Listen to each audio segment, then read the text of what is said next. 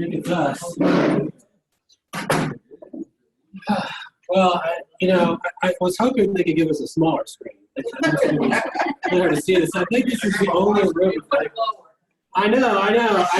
We walked in here, we're like, this is what we got, because every other room's got like, decent sized screens. So I do apologize, and I got to tell you, when I did my presentation, I was not accounting for this to be so small. So I would probably go out of my way to explain what's on screens if it's really small. But of course, I'm really close and far away. But for those of you who don't know me, I know some of you were in my sessions before, so you probably try to know me. But my name is Chris Mitter, and I'm an instructional designer / trainer / webinar guy / guy you'll get emails from. It's sort of everything with Connect Carolina, but we're mainly, our change management group is mainly dealing with training, communications. You might know some of my coworkers, Nita Collins and Jackie Treschel, or some of those folks on my team. But that's who I'm with. And I've been here at the university since 2008. So 2008 was before any of the Connect Carolina stuff went live. I did not know the SIS system. I didn't have any of the old systems. I just know everyone was like, oh, I want to change. But now we're in 2018, so this is what it is. But so I helped with the rollout of Campus Solutions. So if you know that system, that's the student side of things. It's actually where all the people data is housed, but that's our term for that. And then I moved on to doing the finance training, and actually I'm kind of dabbling in HR now, so I'm kind of a little bit of everything. I know some of you guys probably remember from classes and whatnot. I'm kind of hiding in the background a little bit, but that's me. And so what we're going to talk about today is GL versus KK. When you hear GL versus KK, how many people in this room have any idea what I'm talking about? Okay, some people, I don't want to admit it. Okay, well, we tried to make this pretty high level. I tried not to get too much into the weeds. It was hard. I actually had people review this and like, dude, you got to pick this. Because I used to teach the budgets class. And if you've been to my budgets class, anyone been to my budgets class? Okay, one person, two people. Okay, that used to be like an almost all-day class, and it was like people walked out of there and it was like, oh yeah. So I kind of talked about everything. But I'm hoping I've kind of made this a little simpler. It's not really meant to learn specifically all of these intricacies of those ledgers. It's just more to understand why is there a GL? Why is there a KK? What is KK? Why do I care? What is affecting me? And just kind of knowing the terminology, because I know when I first heard about it, I was like, what is all this stuff? Why are there all these ledgers? But hopefully it'll make a little bit more sense by the time we're done, and hopefully you can see it. So like I said, my agenda today is we're gonna start bare bones as if you know nothing. Like what's a ledger? You don't necessarily know what a ledger is. What's the GL actuals ledger? What are the commitment control ledgers? How do transactions flow through these ledgers? And how does all this affect reports that I see? You may have seen things, oh, this report's based on KK, and this one's GL. Okay, whatever, as long as it gives me what I want to see. And hopefully we'll have a little time left over at the end for some questions. All right, so we're going to start with the basics. What's a ledger? So I just had to do this little thing where you pull something off the internet and you just give a definition, because you know how helpful that is. You read that and like, oh, it's the principal book or computer file, recorded total, blah, blah, blah. So it doesn't really tell you a whole lot of stuff about what a ledger is. But I have this little old-timey book there. A ledger is kind of like, if you know anything about bookkeeping, there's all these little squares and you're putting little debits and you put little credits and you're keeping balances. Well, it's the same idea here. That's what our ledgers are. It's just that we have a bunch of them, and it's hard to know kind of exactly what are you talking about when you're talking about one versus the other. But indeed, ours are electronic ledgers. So they're in the background, they're in the servers of Connect Carolina. You don't normally see them directly in the book, but they're kind of like the modern day equivalent of it, keeping track of our books. So, no, seriously, what's a ledger? So to make it a little easier, I kind of started this a couple of years ago when I was teaching classes. And a ledger is kind of like a checkbook, right? So you have a checkbook, ledgers here, in our system do similar things. They're going to have some kind of number or code, check numbers, things from the ATM, whatever, to identify what the transaction was. It'll have a date on it. It'll have what the transaction is, and then you have to decide what column to put it in. Is it a debit? Is it a credit? And then you keep your running balance. Same thing with ledgers. I mean, it's just doing it all in the background. I was actually looking at this. I didn't really look at this very closely, but in my last presentation, I was kind of going over this one more time. And I love how the mortgage is $500. I was like, man, I want that person's mortgage. That's awesome. It's like, mortgage for what? But anyway, all joking aside, that's what a ledger is kind of like. I'm sure a true GL person would be like, oh, no, it's not a checkbook, but it kind of is. That's the way I tend to think of it. So why do we have more than one of these ledgers? Connect Carolina has all kinds of ledgers or checkbooks, and they all kind of interact with each other in different ways. And you might be saying, well, why can't we just all go to one ledger? Well, the problem comes in with budgeting. Okay, we have our budget ledgers versus our GL actual ledgers. So that's where we're kind of going with this. It's not like we're keeping just multiple copies of the same thing. They all do different things that are kind of going to like the same end goal. So we're gonna not play a game. It just looks like we're playing a game, Know Your Ledgers, but I just thought that was a cool title. But we're gonna go over like what the different ledgers mean. So the main ledger, the granddaddy ledger of all, in terms of what you kind of would look at, would be the GL actuals ledger. So the GL actuals ledger is where everything ends up after the end of the day. So we call it the GL actuals ledger. We say where you're, it's posting actuals, it posts your revenue expense. When you talk about posting things, posting is referring to it's posted here, right? So you may see it in other ledgers, but someone will say, well, has it posted yet? Posted means it's gone to the GL. And the reason it's important is when we report out to external, entities like the state or whoever is tracking, what we're doing with our money, this is the official book. It doesn't matter if you've got, you're looking at some other ledger that has your budget in it, or some other ledger that talks about what purchase orders you have in flight. They don't care. They want to know, what have you spent as of July 31st, 2018, before we open up the next fiscal year. You might have all kinds of balances that, make sense to you, but like, this is the official balance. This is what we're telling everyone we've actually spent. It doesn't take into account the fact that, oh no, they're going to pay us in like 5 days. Nope, they haven't paid us yet, so it's not in the ledger, it hasn't posted, that kind of thing. So just think of that as the end game. And then I kind of made this up. I was trying to make this a little interesting because this material is kind of dry. I mean, I know it's, you're probably like, wow, but I figured a road might make it kind of exciting.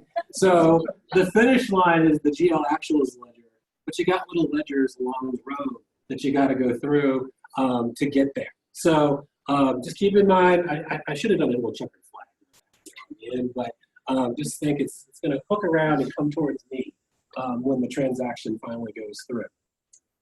So we have KK ledgers that are going along the way, and those are going to be our budget ledgers. And I'm going to talk more. Don't worry, I'm not going to just leave you hanging there. KK ledgers. Why are there 3 of them? It's all going to make sense here towards the end, but we'll come back to this. But the idea is we're going to see transactions going through KK ledgers and then ending up at the GL actuals ledger at the finish line.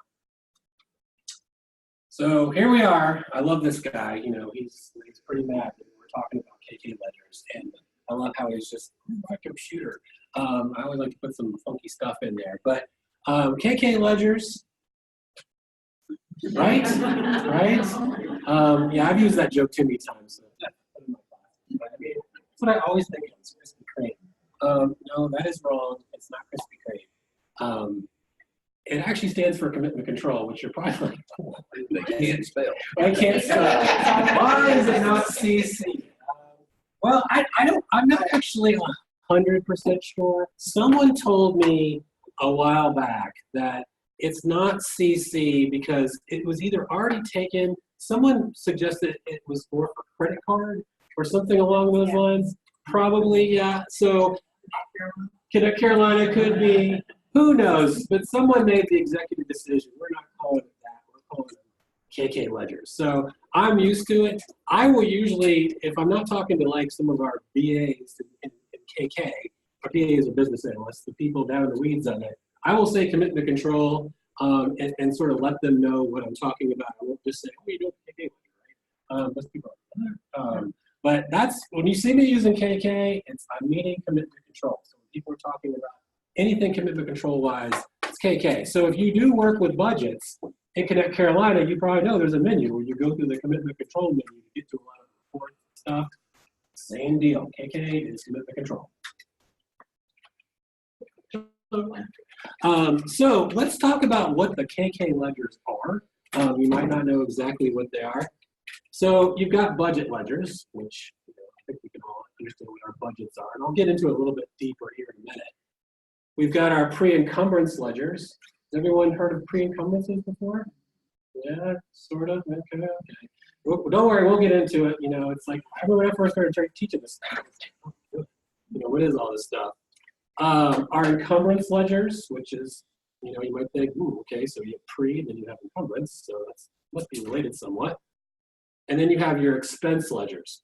So those are the four that we're going to kind of go into. There's actually more to it than this because they can divide into expense and revenue. It depends on the fund type, but overall, in general, these are the main groupings you want to keep in your head. I don't want to go, like I said, too down into the weeds and get too technical. So let's talk about the actual budget ledgers. So your budgets are stored here. So for those of you who work with budgets, when you do budget transfers and things like that, they're hitting those kinds of ledgers. It is for expense and revenue. So that's for a lot. I think more people definitely deal with expenses on campus than they deal with revenue, but you would actually have a budget for revenue if you take in revenue. So like if you were in some ticket office or something, they might say, last year we made, I don't know, $70,000 in ticket sales. They'll budget that and it hits that ledger so they know how much, of their total they're actually receiving throughout the year. Most people think more of the opposite. They think of, right, here's our pile of money and we're just going to draw that down. It's sort of the same way, but it's just, you're taking in instead of letting go. But you would have separate ledgers for each one of them. So that's just something you want to keep in mind. As I said, budget journals and budget transfers, if you work with budgets, those will increase or decrease your budget. So when you actually make those kinds of transactions, if your budget, ledger, if it said, you had $100,000 in there and you do a budget transfer or journal, you would increase it and it would hit that ledger. That's where it's actually storing how much your budget is inside that ledger. Oops, I thought I had one more thing to go. I guess not. Okay, so I was actually finishing this up last night. I was bad boy in the last minute. But I had another presentation today, so I had two. So I feel pretty good about myself. So let's talk about pre-encumbrance ledgers. Okay, so they're where your purchase requisitions go. So if you work with purchase recs and somewhere down the line, someone budget checks it, it actually hits this pre-encumbrance ledger. If you don't work with purchase recs, you can pretty much not even worry about pre-encumbrance. It's really the pre-encumbrances are purchase recs. Oh, did I do that? Okay, wrong button. Budget checking a requisition, it's going to take the money out of your budget and it's going to put it here. So as soon as a purchase requisition goes in and somebody approves it, a process will run and it's going to say, oh, they want to take this chart field string and they want to spend money out of this budget, and it's going to go over to the budget ledger and go, take this money out, and it's going to put it in the pre-encumbrance ledger. So it's kind of like hopping from ledger to ledger to ledger, and I've got some cool graphics for you to show you how that is. But that's what actually triggers something going into the pre-encumbrance ledger. It's the budget checking process that actually drives all this. Encumbrance ledgers, okay? So that's our third category here. Those are purchase orders. So pre-encumbrance is a purchase rec, encumbrance is a purchase order. So once a purchase order, let's say the buyer gets your purchase rec and creates it and budget checks it, what it's going to do is it's going to pull the money out of the pre-encumbrance ledger and shift it over to the encumbrance ledger. Probably the weirdest thing for people to understand is like, why would you even do that? Who cares? Well, it kind of keeps it settled to where what's an actual purchase order versus what's a purchase rec. But a purchase order, the slight difference here is that it's actually kind of a legal obligation at that point, because Once you create a purchase order and you send it to the vendor, you're saying, no, no, we're really buying this. Whereas a purchase rec is all internal. We're just kind of like saying, oh, it'd be really cool if we get this new TV. Let's see if we can get it approved. But no one's heard of it yet. We actually haven't told the vendor, yeah, we want to source this TV and have it bought. So that's why they're kind of in their separate silos. Like I said, budget checking, the PO is what takes the money out of the pre-encumbrance ledger and puts it in one of these ledgers. All right, last but not least, the expense ledgers.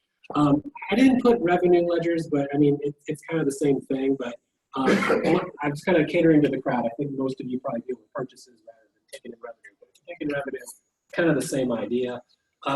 Purchase order vouchers are stored here. So when you submit an invoice on a purchase order and the university decides, okay, we're going to pay this, they create a voucher. And once they budget check that purchase order voucher, that's when it's going to make it not an encumbrance anymore, but now we've really spent the money. It's actually going to go into one of these expense ledgers. So that's kind of the idea, is the budget checking, once again, I'll keep reiterating that, is what moves it through the process. It's not just kind of hanging out in all the ledgers. It's hopping from one to another to another. And that's sort of the idea behind why we have all these ledgers for you to be concerned about. One more note, campus vouchers and journals go straight to expense. So if you're not familiar with what I'm talking about, if I do a campus voucher, not a PO voucher, but I'm on campus and I want to pay for Amano's pizza, I'm not going to do a purchase order for pizza, right? I'm just going to buy it, get the receipt, and I'm going to create a campus voucher and put it through. Well, you think about it, it doesn't have to go through a pre-encumbrance or encumbrance because it's not a purchase order. So it basically it takes it right out of your budget and makes it an expense. Journals are the same way. So if you do campus journals, you don't have to think about pre-encumbrance. You don't have to think about encumbrance. They're kind of special. All right, so I like to show people things a million different ways. I know this is probably pretty small for you background folks, but this is kind of taking all those slides that I just did and kind of combining them into one. So, you put a purchase rec in, you pass budget check, it hits the pre-encumbrance, reduces your budget. You budget check a purchase order, it hits the encumbrance ledger, it's removed from the pre-encumbrance ledger, and so on and so forth down through the voucher. And once again, I wanted to make sure that I reiterated the campus vouchers and journals skip both those steps. So when you're kind of looking at reports and thinking about it, just kind of remember, if I'm looking at my pre-encumbrance or encumbrance columns, they're not factoring in journals. They're not factoring in campus vouchers. Only pre-encumbrances, only purchase orders are factored into those extra two columns. Everyone good so far? No one's sleeping. That's good. I think it's like a nice small room. You can't really hide in the back and snore. So I literally tried to make this as interesting as possible. I was like, when I first got this topic, I was like, oh man, I got that one. All right. So let's talk about how do things go from KK to GL actuals. Okay. First, your voucher or journal has to be approved, right? So nothing's going to move if you don't approve it. So I said before, you got to budget check it, but your voucher or your journal has to be approved first before it's going to go anywhere. Then a process is going to run automatically. So I kind of alluded to this before, but what happens is when someone gets a campus journal in or a voucher, they approve it, but typically they're not going to automatically run a posting process. They can. It's more of a back-end thing. But the way things typically happen is overnight a process runs. It's actually called cybernation. It sounds all scary. But cybernation runs, and it just scours all the vouchers to look for all the approved ones that are actually good to go. And then what happens is it runs this thing and actually does the posting for you. So that's why there can be a delay. You might go, well, my voucher is approved. How come I'm not seeing it as an expense? Well, it hasn't posted yet. You may see it in one spot in Connect Carolina versus Infoport. I'll get you some more info on that too, because you might already know that Infoport's a day behind, which makes comparing things sometimes a little tricky. You're like, well, I just looked in there and now it's off by whatever dollars. There's a reason behind it. Posting is like a big part of the process of moving things through the ledgers, as is approval. So if something doesn't get approved for 3 weeks, it's not going anywhere no matter how perfect it is. So that's something you want to keep in mind as well. Okay. Now it's in the book of record. So I kind of already said that, but that's actually when it's actually going to hit the GL. Once it's in there, it hits our finish line book, and that's something to keep in mind. All right. So we're going back to our road because, I like the road. It's so much fun to do. But on this, what we're going to do is I'm going to take you down the road of a purchase requisition going through the ledgers. So first stop is going to be pre-encumbrance town, right? You got to go in there. You're going to budget check it. It's going to hit that ledger. Then it's going to become an encumbrance. Remember, I got to budget check it. It's got to be approved. Everything's got to go through. It's going to become that encumbrance. Then it's going to hit the expense. And then what does it hit last? Yay, all right, people are listening. Okay, so before, remember I just had those KKs, you're probably like, where's he going with that? Those are the KK ledgers that it has to hit. So there's a lot of steps getting a purchase record going through, depending on how complicated it is, if you think about it. It's got to take time, but eventually it's going to meander its way down there and get to that GL actuals ledger. So we like road examples so much. Ah, man, I did the X's wrong. It was supposed to do that. I screwed that up. I actually fixed that in another session. I thought I fixed it, but I was trying to be clever with the X's. But campus vouchers and journals going through the ledgers, I put X's through there because they never touch them.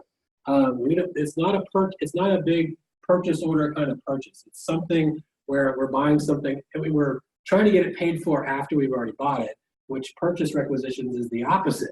We need to show that we're going to be paying for it and have all the money reserved and do a purchase order before we actually buy it. Now, it still is going to hit expense, right? We still want to, calculate all those things that, as expenses. And then where's it going to hit last? Okay, so those I think cover the main things that most people on campus deal with: purchase recs, purchase orders, campus vouchers, and any kind of journal entries that you guys do. Making sense so far? Okay, I tried to make this as English speaking as possible because sometimes when I heard this stuff for the first time, I heard it from some techie people. I was like, I'll never understand this. But if you kind of break it down into a roads and books, it all makes sense, right? Okay. So let's talk about seeing the KK ledgers in InfoPort. I think it kind of helps to sort of, use something besides all the, abstract stuff that I was looking at before. See it like in real life. So I actually picked the transactions tab here. If you go to the InfoPort at all, you click on transactions, and the first thing you got to do up here at the top is you click on your fund type. Well, believe it or not, these are actually all your ledgers. Okay, so you were probably going like, well, he said there was just budget and pre-income and all those, but it breaks out by different fund types. So there's actually ledgers. Budget ledgers for each kind of fund type. There's expense ledgers for each kind of fund type. So for F&A, well, I'll show you the bigger one. I did this on purpose. For F&A, I've got a budget for my expenses. I've got a pre-encumbrance ledger. I've got an encumbrance ledger. I've got expenses. When I get to state, I have two budget ledgers. I have budget for revenue, and I have budget for expenses. So each one of these is a ledger that your transactions are going through, and depending on what kind of money that you put on the campus voucher or on the PO, it decides to hit this ledger versus that ledger. But to keep it simple, you don't have to worry about it. You don't actually see it going there. But if I was going to try to see, hey, I want to see all my state money, pre-encumbrances and encumbrances and expenses, if I was an InfoPort, I'd have to choose the correct ledger. But they're all the same kinds. They're either budget, pre-encumbrance, encumbrance, or expense. So it's still the same four I was talking about. When you look in here, you're like, man, there's a ton of them. It's just they're broken out by funds. Now, one little thing I wanted to point out, and I'll go over it again, is I've highlighted the expense, the revenue, the expense, the revenue, the expense, all the revenue expenses, only because back in middle of the summer, maybe August, we made a change where it used to be everything you saw in here was coming from KK ledgers. Everything was commitment control. They changed it, so now your actual expenses and revenue, they're coming from the GL. So the big thing to know about this is now they're posted transactions. So if you're an InfoPort person, you probably remember there used to be a column in there when you look at your transactions that would say recon ready, right? And it would have a check mark by it. And you're like, oh, okay. Well, if you looked recently, they took that column out because because they were coming from the KK ledgers and they weren't necessarily in the GL ledgers, you weren't sure whether that transaction had posted. Well, now you know because it's sourcing all that from the GL. So I wanted to point that out in case you missed that memo. I'm sure they bombarded you with it. You're probably like, nah. Yeah. If it's actually from the GL, then how come some months the actual revenue and expenses do not match the cash balance? Shouldn't the cash balance and the general ledger be the same? One would think, but there's probably a myriad of things that I'm beyond that's what my. I always try to make sure is correct. And we had several facilities that I had like a $1,400 difference. See, before I used to look and say, oh, guess what? It expensed this month, but you can see that paid 2 months later.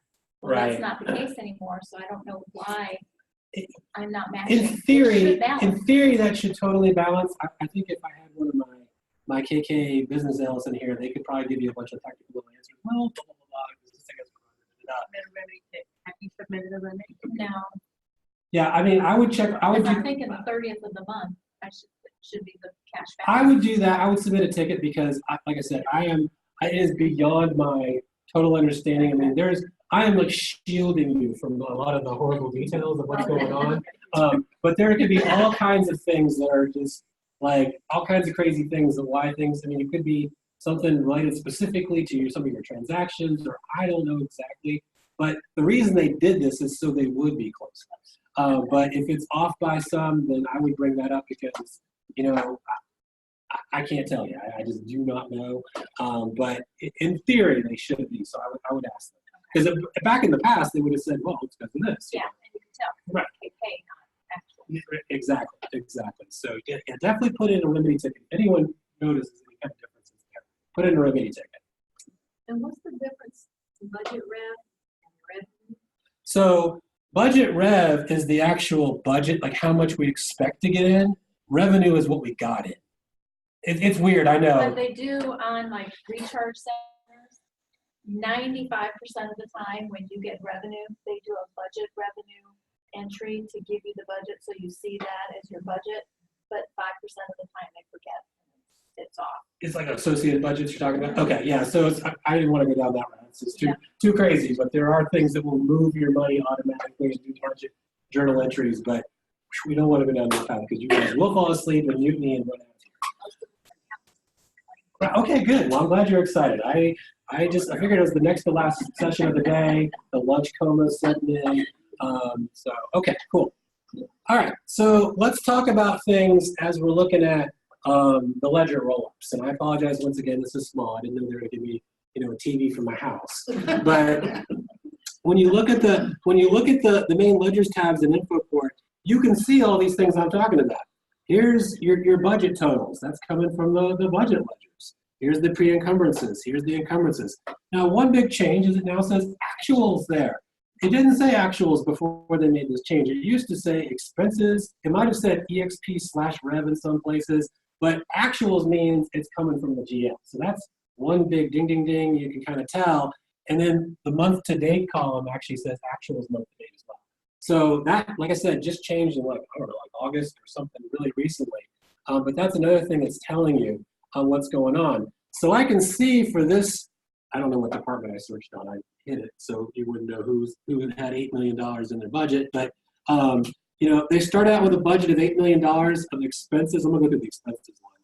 They have no pre-encumbrances, right? But they have $19,720 in encumbrances. That $19,000 was probably originally over here when it was a purchase rec. It moved over here, and eventually, when it gets expensed, meaning they use a voucher to pay your vendor, it's going to move over to actuals. No matter what, it's going to calculate the same balance because it's going to move from one ledger to one ledger to one ledger, and that's how you figure it out. So I made you a little equation here to figure it out. You take your budget minus your pre-encumbrances, minus your encumbrances, minus your actuals. That's what you're getting your available balance from. So once again, going back to while we're here, the ledgers, they're hopping through these different ledgers, but they're all going towards the GL actuals ledger. So, what's the difference between KK and GL? Well, we've kind of talked about it, but let's kind of do a little review. I busted up chalkboard again. That's a good thing to have. The KK ledgers are for budget control. That is what they are for. They are. We don't have to use KK ledgers. I mean, we don't technically have to. It'd be madness if we didn't, because you'd have to do it all on spreadsheets and do it all the hard way. But technically, you don't have to use it. I've heard of places that don't turn it on. We have features that are turned on and not turned on, depending on sort of the different offices. And I know probably some of you are shaking your head like, oh yeah, I know it doesn't work sometimes. Yeah. But the idea is it's going to control your budget. Commitment control is what it is. If you didn't have that, like I said, all your transactions would probably just have it over GL. No one ever sees outside of us any of these budget ledgers. When we report things, they don't care about these ledgers. This is not even interesting to them. This is sort of an internal thing. Budget checking is what moves the transactions through the KK ledgers. I've said it a million times, I'll keep saying it again. That's how things hop through there. It's not necessarily the approvals, it's the actual budget checking process that goes, oh, it's approved, do you have enough budget on this PO? I'm gonna run this process, I'm gonna pull it out of the pre-encumbrance ledger, and I'm gonna put it in the encumbrance ledger. When a transaction posts, that's when it ends up in the GL actions ledger. I've said it a million times, that's the way it gets there. It has to post first. Now, I didn't put a note about this, but and some of you might be familiar with it, but posting is not payment. Okay, so posting means, yeah, it's gone through, it's a done deal, but that doesn't mean the check has actually got to your vendor. So I used to teach all these finance classes, and people were like, oh, it says it posts, my vendor's calling me and says they don't have the check yet. Well, you know, there's a whole other process about the money getting from us to them, and there's terms on the vendor, and you know, different vendors have different terms, and I guess we pay people faster depending if we like them or not. I don't know. There's all kinds of rules. You know, we keep some vendors happy, like Panera, Monty's, all the ones we like. You know, we don't care about important stuff. But you know, payment and posting is different. So I just want to make sure everyone doesn't confuse the two key terms there.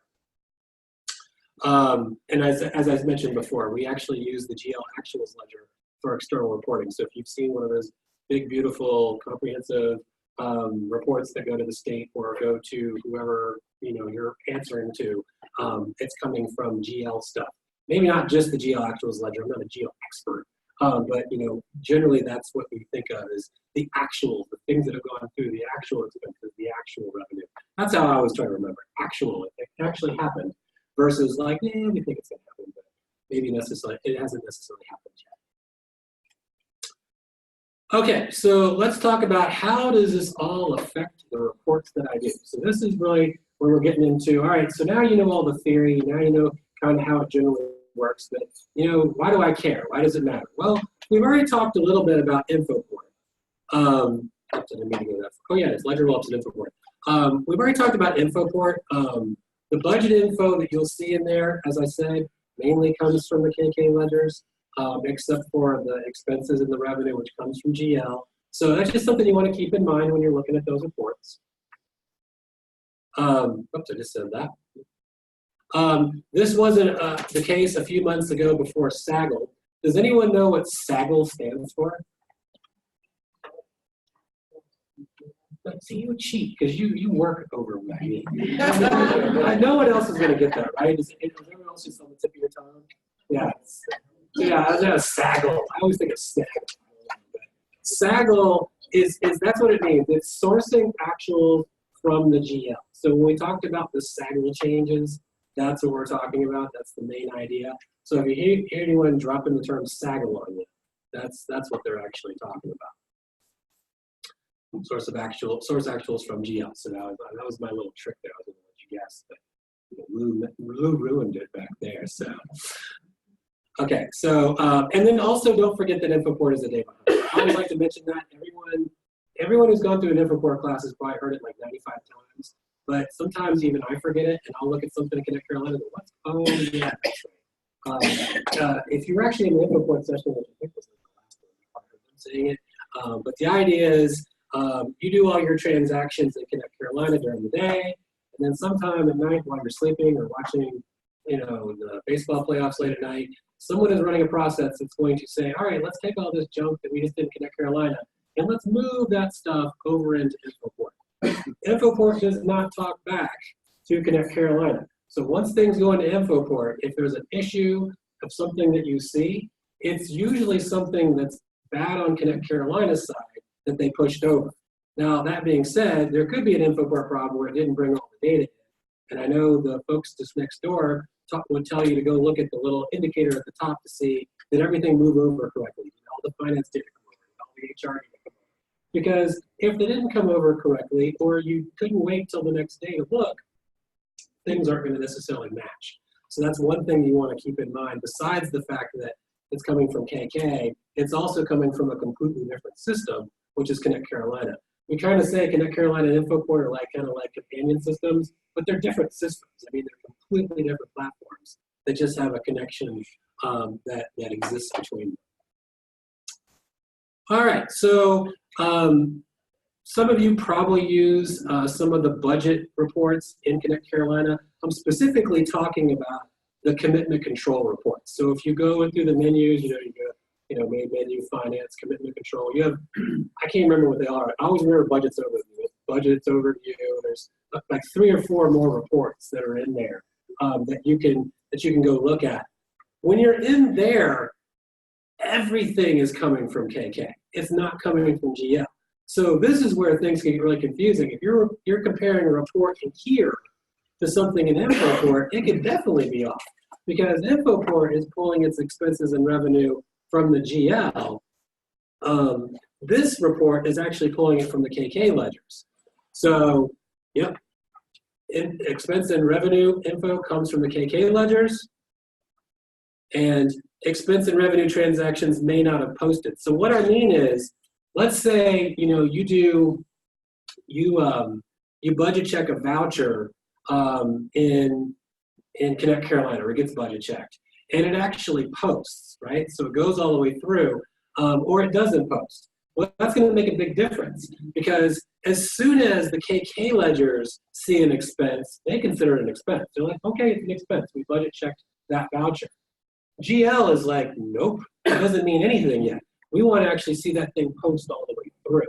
So until they post it, they could be a day out of sync. They could be 2 days out of sync. If InfoPort has a problem, they could be a week out of sync. I mean, I hope it's not that bad, but it could potentially be that.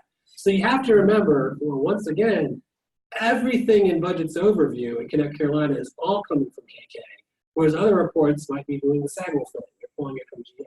So that can make a big difference when you're trying to compare things. So just something to keep in mind when you're looking at those. And I'm going to talk about here in a few minutes how you can see where a report is pulling its info. How would you use KK? Some people want to know exactly what their budget is at a given time because they know it's going to post eventually. They just want to see what it is up to date.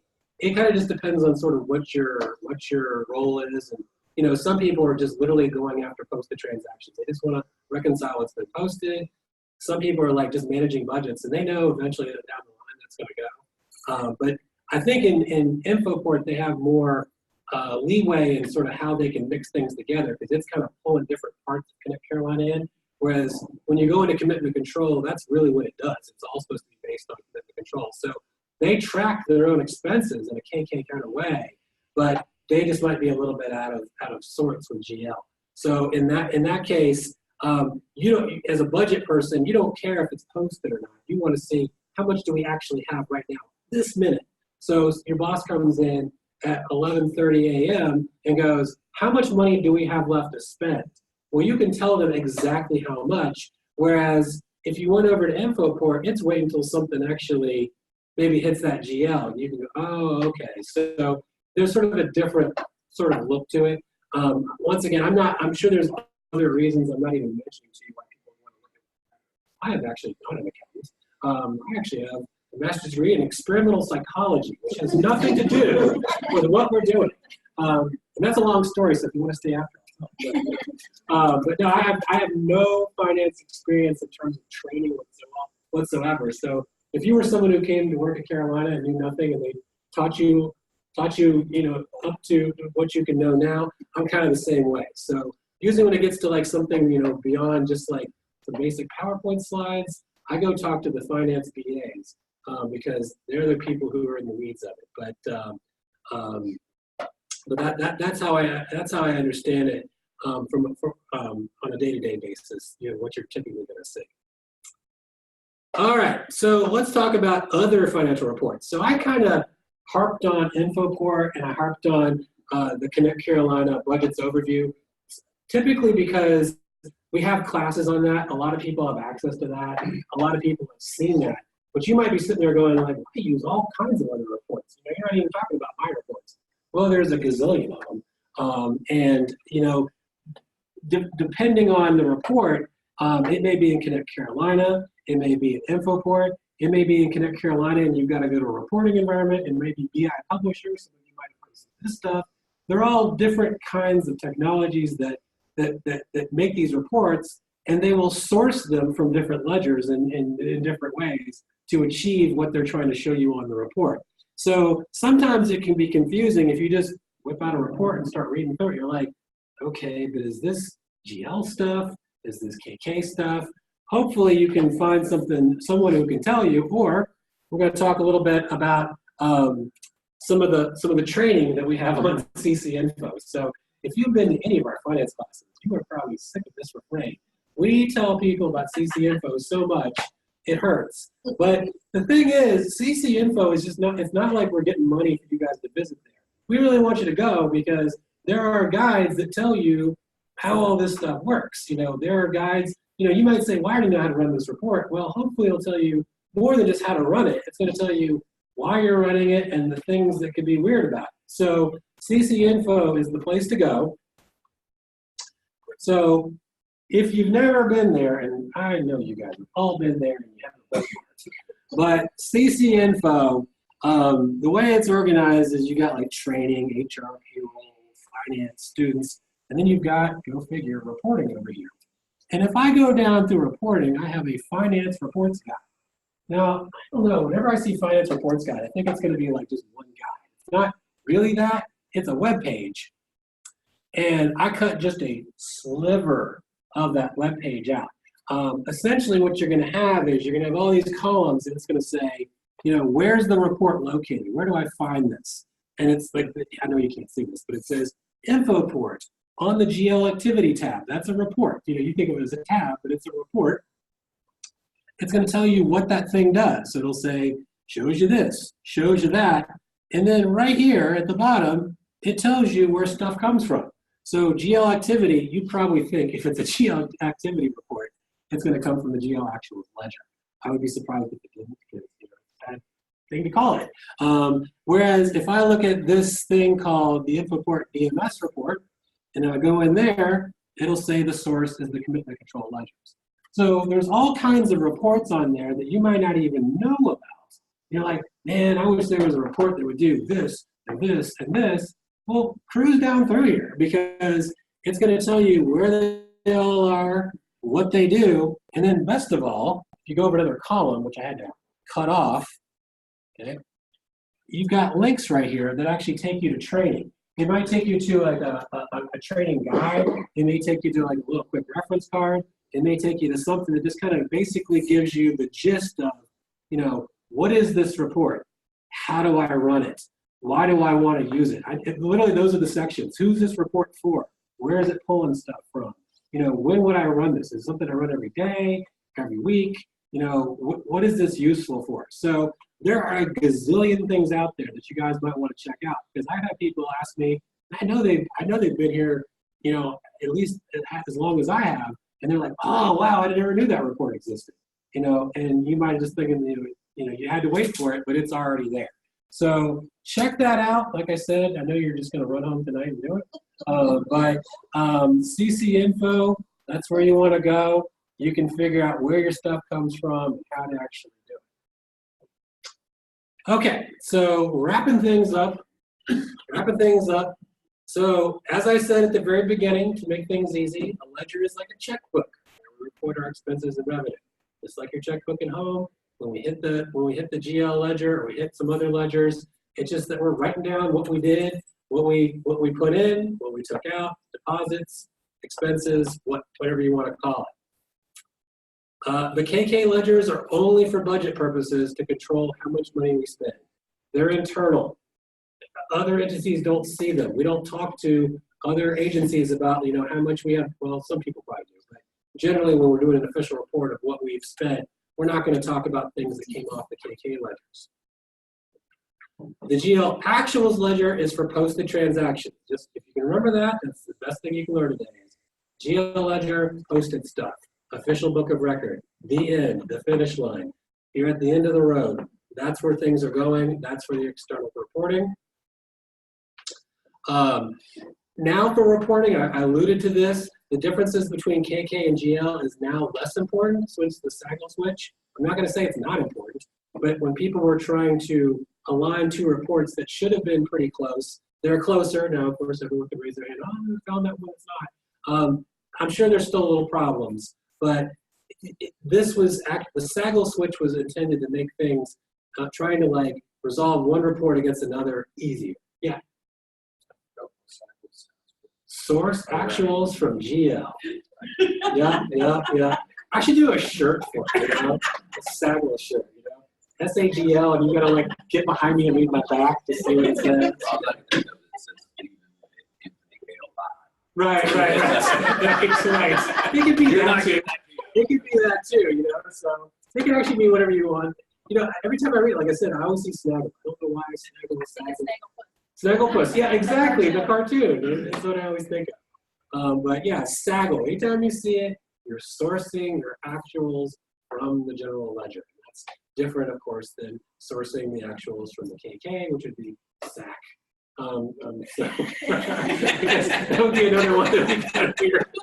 So SAGL, who knows? But yeah, that's what that actually stands for.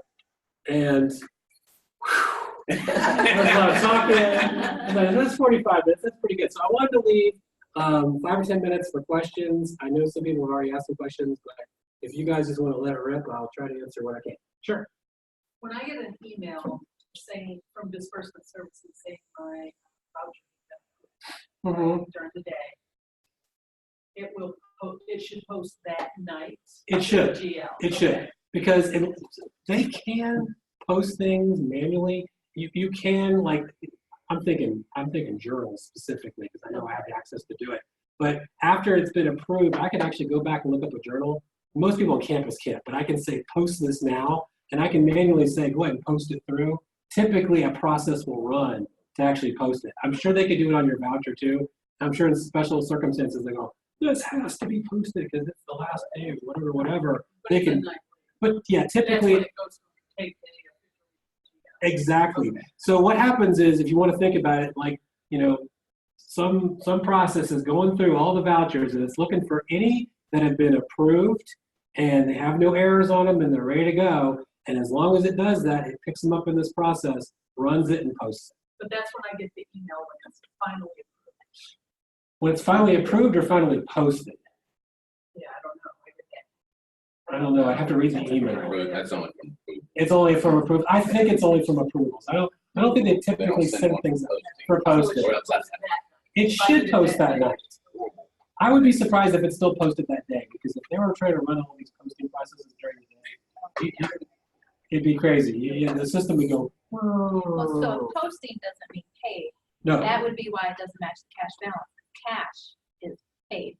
Oh, there you go. There you go. Yeah, I thought posted meant paid. No, it doesn't. It does not. And that is something I can tell you for 100% sure, because that was one of the first things I was asking. So that mean they wait till it's been paid? Like, no, it's posted, but we might have to send the checks in the mail, or whatever it is, and somewhere down the line. And there's ways you can tell in.